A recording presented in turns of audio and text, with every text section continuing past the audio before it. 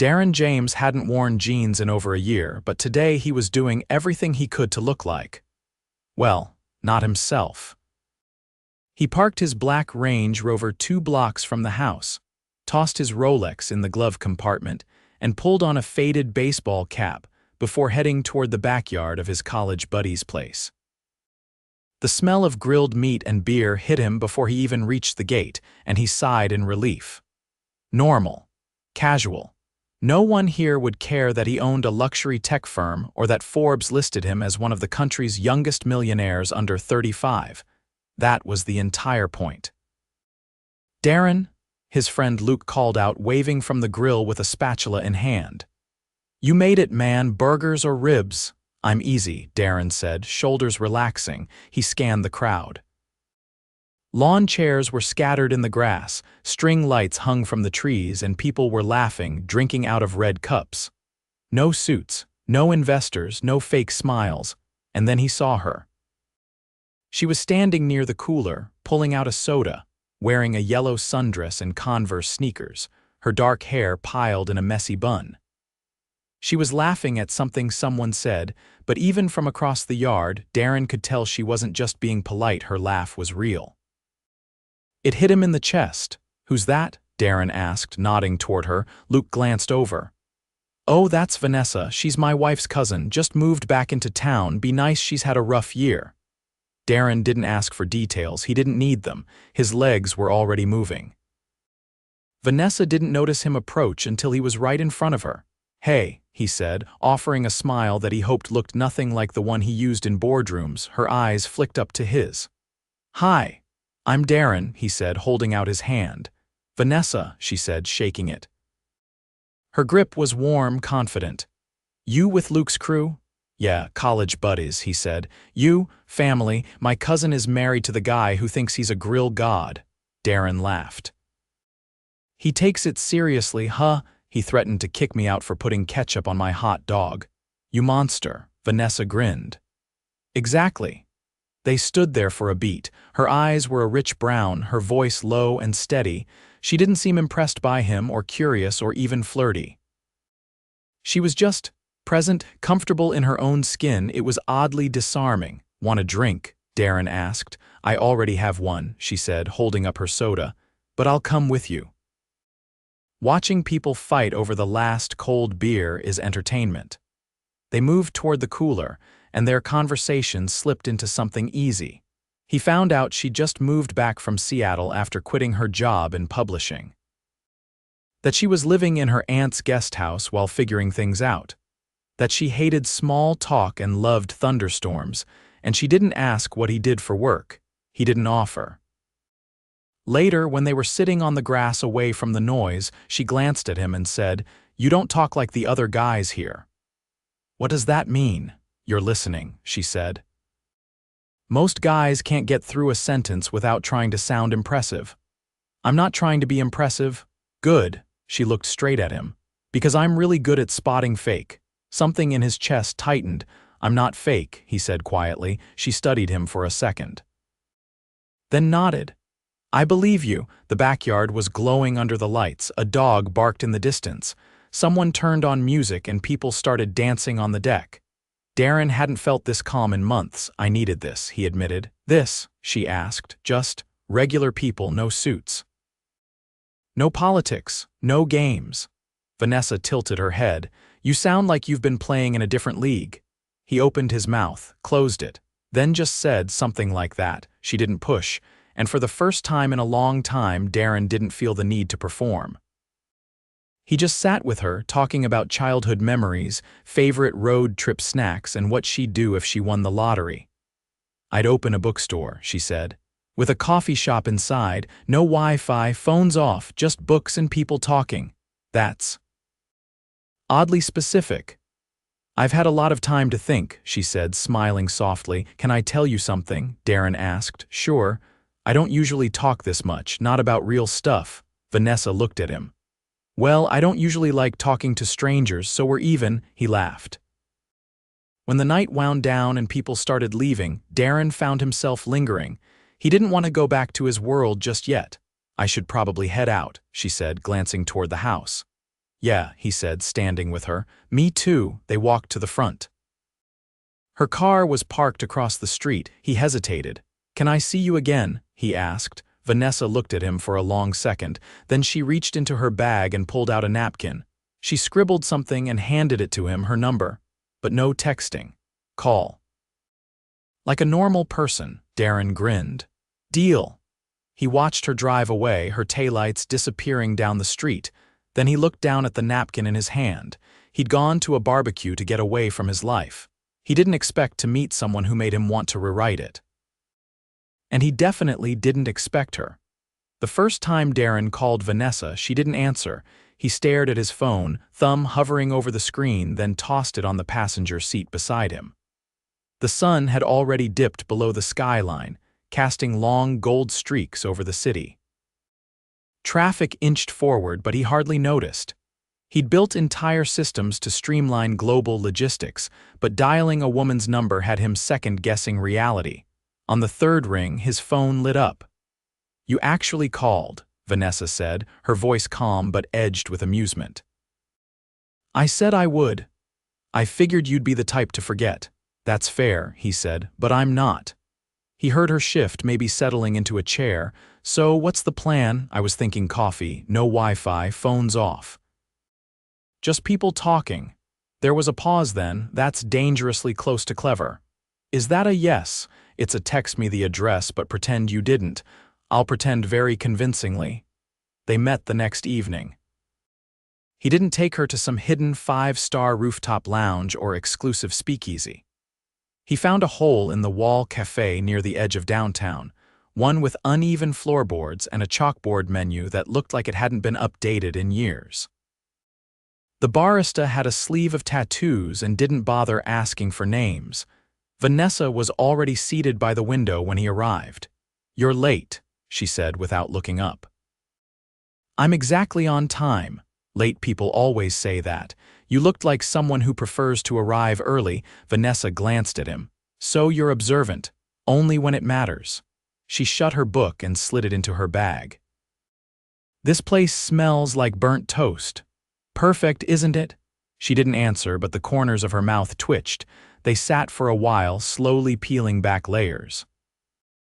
Darren talked about growing up on the East Side, how his mother ran a tiny accounting firm out of their cramped townhouse, and how he used to code late at night when the city was asleep. Vanessa told him about her old apartment in Seattle where the ceiling leaked and the neighbors argued through the walls, and how silence had become her favorite sound. You ever miss it? He asked. The noise, sometimes the chaos, not at all. I know what you mean. I doubt you do, she said. You don't seem like someone who's ever had to share a bathroom with 4 roommates and a raccoon problem. I didn't say I missed that, he said, but I get wanting to start over. Vanessa's gaze lingered on him. You're hiding something. Everyone is, but you especially. He didn't flinch. Why do you think that? Because you speak like someone who's always calculating the safest version of the truth. He leaned back. And that bothers you? No, she said. It intrigues me. They left the cafe when the streetlights buzzed on. She didn't invite him to walk her home, and he didn't offer. They stood outside, caught in the hush between passing cars. I'm not going to ask what you do, she said. I wouldn't tell you anyway. Good, I like this better. This version of you. Whoever he is. When she turned to leave, Darren stayed rooted to the sidewalk long after her footsteps faded. He didn't return to his penthouse that night. Instead, he drove to a quiet overlook above the city and sat with the engine off, watching the skyline flicker like static. The silence pressed in, and for once, he let it. There was something about Vanessa that disarmed him, not because she challenged him, but because she didn't care who he was. The next time he saw her, it was raining. He had just stepped out of a meeting when she called unexpected, direct. Are you doing anything important? I'm standing in a lobby full of executives pretending to know what quarterly synergy means. So no, then. He laughed and stepped outside, letting the rain hit his face. What's up? Come meet me. Where? You'll figure it out. She hung up. 15 minutes later, Darren pulled up in front of a stark brick building with a flickering sign that read Fulton Rec Center. He found her inside, standing under fluorescent lights with a basketball in her hands. "You play?" she asked, tossing him the ball. "I haven't since high school," he said, catching it. "Even better, less pressure." He raised an eyebrow. "You dragged me out here to humiliate me." "No, I dragged you out here because I needed a break and figured you did too." They played one-on-one for almost an hour. He was terrible. She was relentless. They laughed more than they scored. When they finally collapsed onto the bleachers, breathless and soaked, he glanced at her. "You do this with everyone?" "No," she said. Most men would have panicked at the lack of air conditioning. "Am I passing your test so far?" "I haven't decided yet." He leaned forward, resting his arms on his knees. "What happens if I fail, you disappear, and I pretend none of this happened? And if I pass?" Vanessa looked at him, long and steady. "Then maybe I let you stick around." She stood, brushing dust from her jeans, then walked toward the exit without waiting for him to follow. He did anyway. Outside, the rain had stopped, but the sky was still heavy. She didn't say goodbye. She just nodded and slipped into her car. Darren stood alone, soaked through, grinning like a man who had just lost every game but somehow still won.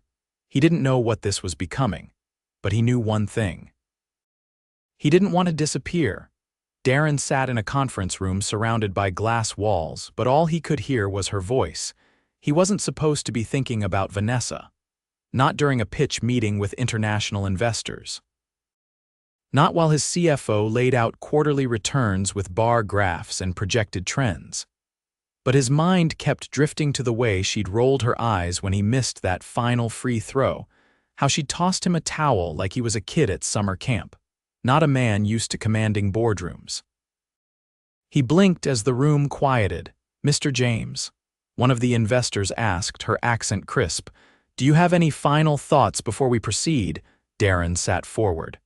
"Let's move forward with the capital injection but hold back on the Shenzhen expansion. I want the next phase of development built here, locally." There was a beat of silence. His CFO looked like someone had just changed his slides mid-presentation. "Very well," the investor said after a pause. "We'll revise accordingly." When the meeting ended, Darren walked out without another word. He didn't wait for the usual flurry of questions. He didn't check his phone. He just headed down to the underground garage where his driver opened the car door without a glance. "Take me to the west side," he said. The street she lived on was lined with narrow trees and uneven sidewalks. Her aunt's house had peeling paint and a porch swing that creaked when the wind hit it. He hadn't been there before, not officially. But she'd mentioned the neighborhood once and he'd remembered. She was on the porch when he arrived, a book in her lap and a pair of reading glasses perched low on her nose. She looked up, surprised. "That's not your usual timing," she said. "I was in the area. You were never in this area. Now I am." She closed the book and stood. "You hungry?" "I could be." "You like Ethiopian?" He raised an eyebrow. "There's a spot a few blocks down, no menus." "They bring what they want." "That sounds slightly dangerous." "It's perfect." They walked. She didn't ask why he showed up uninvited. He didn't offer a reason. Instead, they talked about a podcast she liked, how she'd accidentally agreed to help her aunt repaint the entire living room over the weekend, and how she once got lost in Montreal and ended up at a wedding she wasn't invited to. At the restaurant, they sat on low stools and shared platters with their hands. The food was spicy, unfamiliar, and strangely comforting. "You're quiet tonight," she said, tearing a piece of flatbread. "I made a decision today," he said. "Important, big." She waited. "I shifted a major part of my company's expansion plan. It'll take longer, cost more, and upset a few people." "Why?" "Because I realized I don't want to just grow, I want to build something that matters, and I think I forgot that for a while." Vanessa wiped her fingers on a napkin. "That's either a midlife crisis or a breakthrough. I'm not entirely sure which." They left the restaurant just as the streetlights flickered on. The air smelled like rain, but the sky held steady. "Come on," she said, tugging his sleeve. "There's a record store around the corner. It closes late." Inside, it smelled like old cardboard and dust. Jazz played from a battered speaker behind the counter. She wandered the aisles like she knew exactly where she was going. He followed, watching the way she moved, how her fingers hovered over the spines like she was reading stories in them. She pulled out a faded album with a cracked cover. "This one," she said, holding it up. "You ever heard of them?" He shook his head. "Perfect," she said. "Then it'll be yours." She handed it to the man at the counter, who rang it up without a word. Darren reached for his wallet, but she stopped him. "My treat," she said. He looked at her. "I'm not used to that." "Good, maybe you'll learn." They walked back in silence. When they reached the porch, she leaned against the railing. "You're not what I expected," she said. "I'm not sure I am either. You're used to people wanting something from you." "Yes, I don't. I know." Vanessa studied him for a long moment. "That's probably why you keep showing up." "I keep showing up because I'm starting to care." Her expression didn't shift, but something in her eyes softened. "I don't do casual," she said finally. "I don't want casual. I've been burned before. I'm not here to burn you." She looked away. "You say that like it's a promise."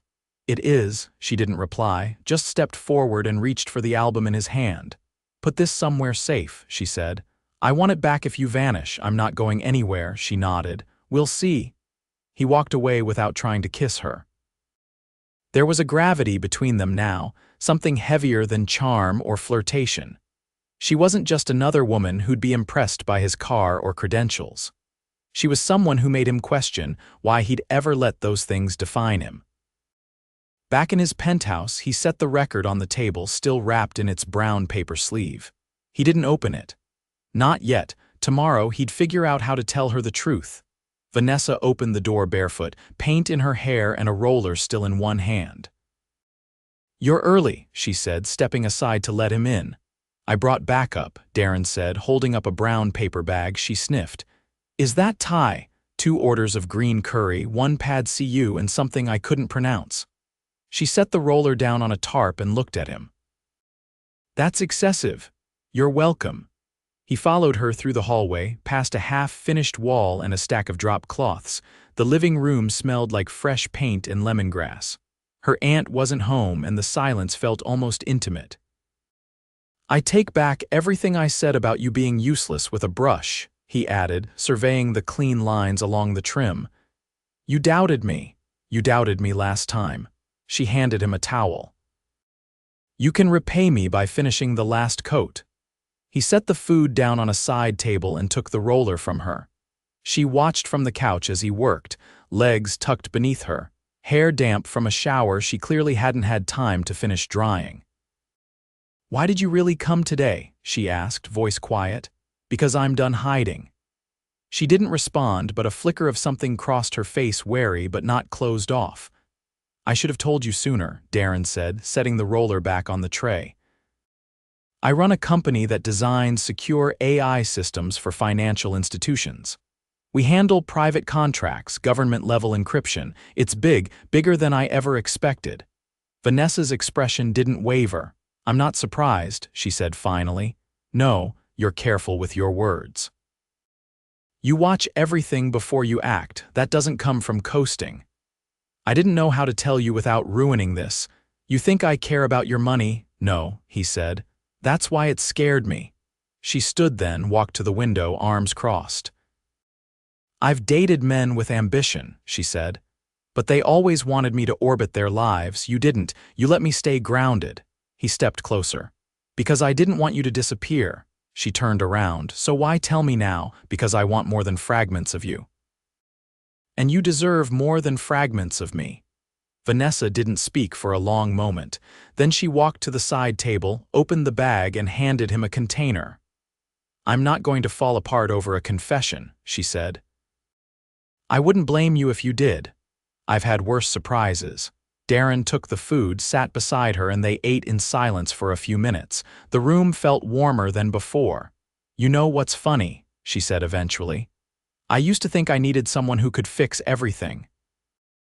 Pay off the bills, solve the problems, make life clean. And now, I want someone who doesn't panic when it's messy." He reached for her hand. "I don't panic."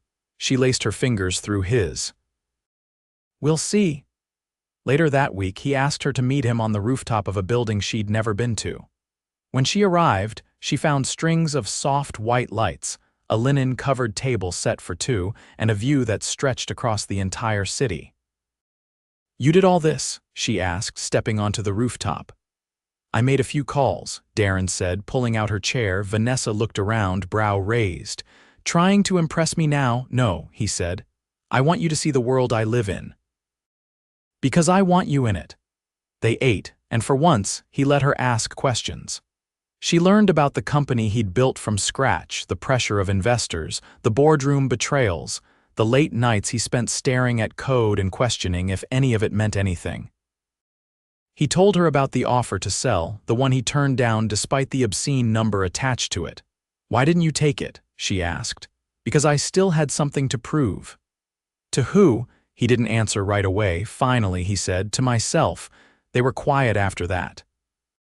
When dessert came, a white chocolate mousse she'd once mentioned, liking, she stared at it, then at him. "You listen too closely. You say that like it's a flaw." She leaned across the table. "It's not." The next morning, she woke to find a small envelope taped to her front door. Inside was a single key and a handwritten note. "There's a gallery opening tonight. Wear something you love. I'll be waiting at 7. No name, no address, but she knew. When she arrived that evening, wearing a deep navy dress she hadn't touched in 2 years, the car that picked her up didn't stop at a gallery. It pulled into a private entrance at the base of a high rise, where a doorman greeted her by name and led her to the elevator. At the top floor, the doors opened to a space washed in gold light, floor-to-ceiling windows, candles flickering along the walls, soft music playing from a live quartet on a makeshift stage. Darren stood at the center of it all, wearing a tailored black suit, no tie. "You lied," she said, stepping out. "I did. This isn't a gallery." He walked toward her. "No, it's my home." Vanessa looked around, the luxury unmistakable now, the art, the view, the silence of a place too high above the city to hear it breathe. "You brought me here, why?" "Because I'm not hiding anymore." She met his eyes. "Then why does this feel like a goodbye?" "It's not." He reached into his pocket and pulled out a small velvet box. Her breath caught. "This isn't a proposal," he said, opening it to reveal a delicate gold bracelet. "It's a promise." Vanessa stared at it.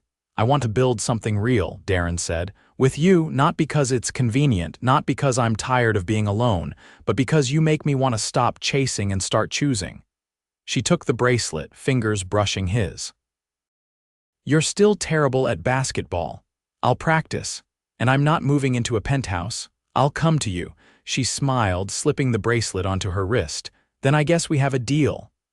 They stood together as the music swelled, the city glittering around them. And for the first time in a long time, neither of them felt like they were pretending. Darren stood at the edge of the terrace garden behind his estate in the Catskills, surrounded by towering pines and the soft hush of wind brushing through the trees.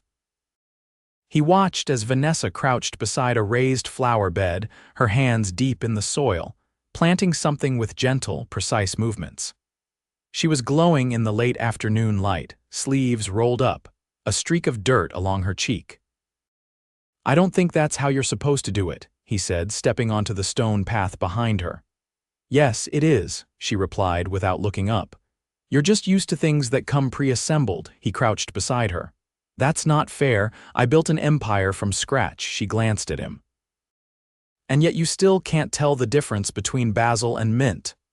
"I never claimed to be perfect." She handed him a tiny green shoot. "Try again, gently." He tucked it into the soil, mimicking her technique. "How am I doing?" She wiped her hands on her jeans. "Better." "You didn't crush it this time." They both sat back, hands dirty, knees touching. The quiet around them wasn't the kind that needed filling. It pulsed with something deeper, a comfort that had woven itself in slowly, without either of them noticing until it was already rooted. "I signed the offer this morning," Darren said, brushing soil from his palms. Vanessa turned her head. "The acquisition," he nodded. 32% stake retained. I keep creative control. They take operations global." She studied his face. "Was that hard?" "Harder than I thought it'd be." But I don't want to spend the next 10 years chasing quarterly wins. I want time, I want this. Vanessa reached down and smoothed the soil around the last plant. You're changing, I'm choosing. She leaned her head on his shoulder. So what now? He turned his face toward her hair, breathing in the scent of lavender and earth. We build something, from the ground up, together. A week later they stood beneath a white tent overlooking the Hudson River. Not a wedding, not yet, just a gathering. The people closest to them, Luke and his wife, Darren's mother, Vanessa's aunt, mingled over wine and soft music. The air was filled with the scent of jasmine and the low hum of string instruments. Vanessa approached Darren from behind and slipped her arms around his waist. "My cousin thinks you're secretly royalty," she whispered. "I'll take that as a compliment. She also thinks we're getting married next month." He turned toward her, resting his hands on her waist. "Are we?" She looked up at him, eyes steady. "Only if we do it barefoot in a bookstore," he grinned. "Done." Later that night, after everyone had gone, Darren led her up to the rooftop of the estate. The sky was clear, stars scattered like spilled sugar across the velvet dark. A telescope stood beside a pair of loungers, and a silver tray held 2 glasses of wine and a stack of old poetry books. "I found this one in a used shop downtown," he said, handing her a worn copy of Neruda. She flipped through the pages until she found a dog-eared one. "You've been reading it, more than I expected to." She sank into the lounger beside him. "I used to think love was something that either broke you or saved you. And now," she looked over at him, "now I think it's something you build, quietly."